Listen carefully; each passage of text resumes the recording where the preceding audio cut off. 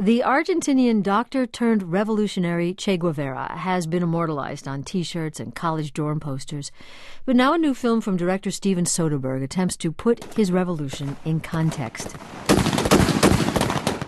Che is actually two films in one, 5 hours broken up by an intermission, and it's almost entirely in Spanish. Part 1 takes place in Cuba, 2 takes place after Che vanishes from Cuba and surfaces in Bolivia, where he tries to spread revolution under an assumed name.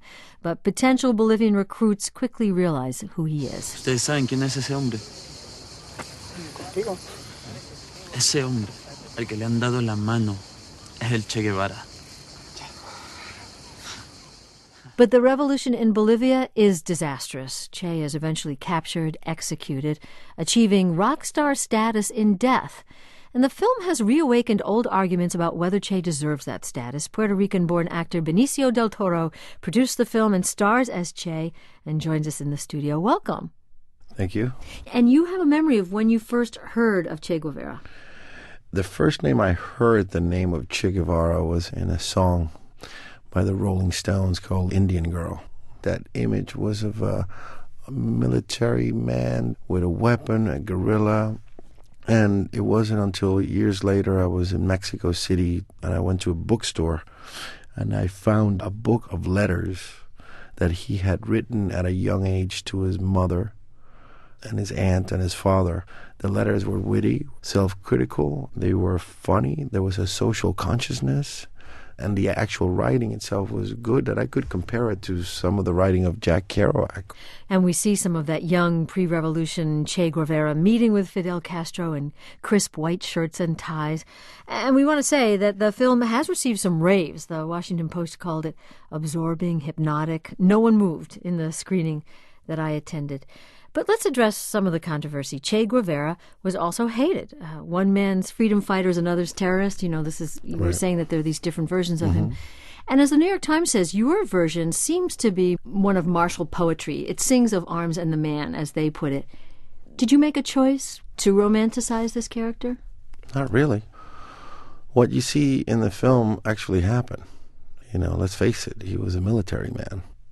Sometimes we take for granted when we see someone in a movie shooting with a gun, we take for granted that someone in that situation is trying to kill someone. Yeah. We just see it and it looks like playing air guitar. But everything that's in that film, I have to say, it did happen. Well, in fact, you talked to people who knew him, who were with him. Did they tell you things like, or maybe this was part of the literature on Che Guevara, but he insisted that the fighters learn how to read and write. And that was huge. He taught people. We couldn't show everything, but yeah, it was huge in him. This is what people told me. This is what I read. This is what I saw.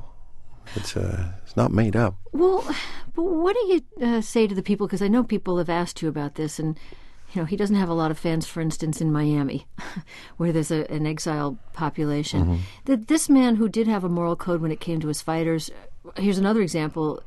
He executed any of his fighters. At least there's one scene where he execute fighters. He did believe in capital punishment. No different than any other military man. Right. So he executed his own fighters who raped or pillaged the Cuban peasants. But then people have said, you know, after he and Fidel successfully overthrow the dictator Batiste, Che is the one in charge of carrying out executions ordered by Castro. He executes Cubans. He did execute. It wasn't like he was in charge of that. He was one of the people who were in charge of the executions of La Cabaña.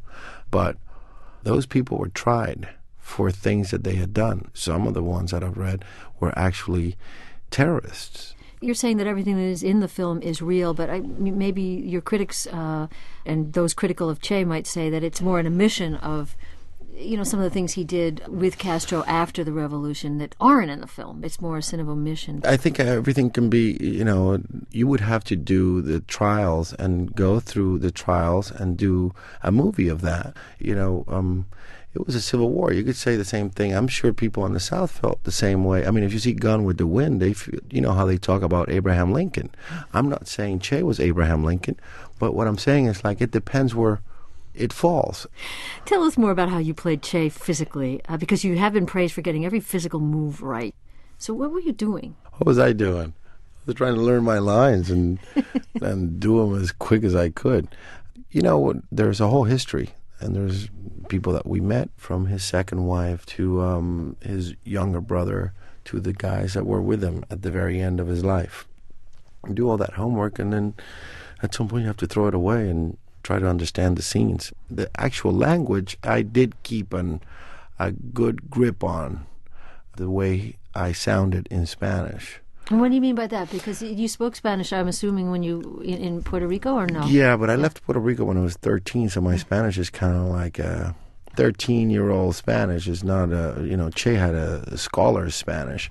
And also the effort that he was trying to do to suppress his Argentinian accent so that the Cuban peasantry could understand him. So I kept a grip on the way I sounded. Just a quick question before we leave the physical part.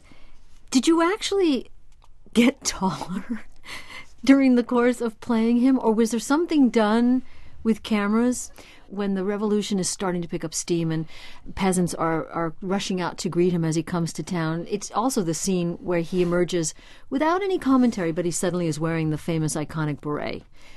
And you seem taller. It could be the beret. That beret gives a leanness to, because that's when he wore that beret. Did you feel a change in you when you put the beret on, as opposed to he had like a little military cap? Oh, you can look really silly. I remember putting it on the first time and looking at myself in the mirror and going like, I can't have mirrors around me, number one. Number two, I feel like I'm going to a Halloween party. It's tough to wear that beret. He wore it very well. We worked on it. In the first part of the film, we see Che and his fighters traipsing through the Cuban countryside toward Havana. This is intercut with flash-forward scenes of Che, now post-revolution, speaking before the UN in New York, a real historic moment, and also being interviewed by an American journalist, Lisa Howard. In this scene, which we're going to hear, we see Che's fighters mount an attack on Cuban government troops, while Che is telling the reporter, Lisa Howard, his philosophy of what makes them effective fighters. Let's listen. What is the most important quality for a revolutionary to possess? El amor. Love. Love. Déjeme decirle. Let me tell you something at the risk of sounding ridiculous. A true revolutionary is guided by great feelings of love. Love of humanity, of justice and truth. It is impossible to conceive of an authentic revolutionary without this one quality. The New York flash-forward scenes, they show a Manhattan elite in love with the romance of Che Guevara, flocking around him at cocktail parties. And the way you portray Che Guevara, he seems to disdain that.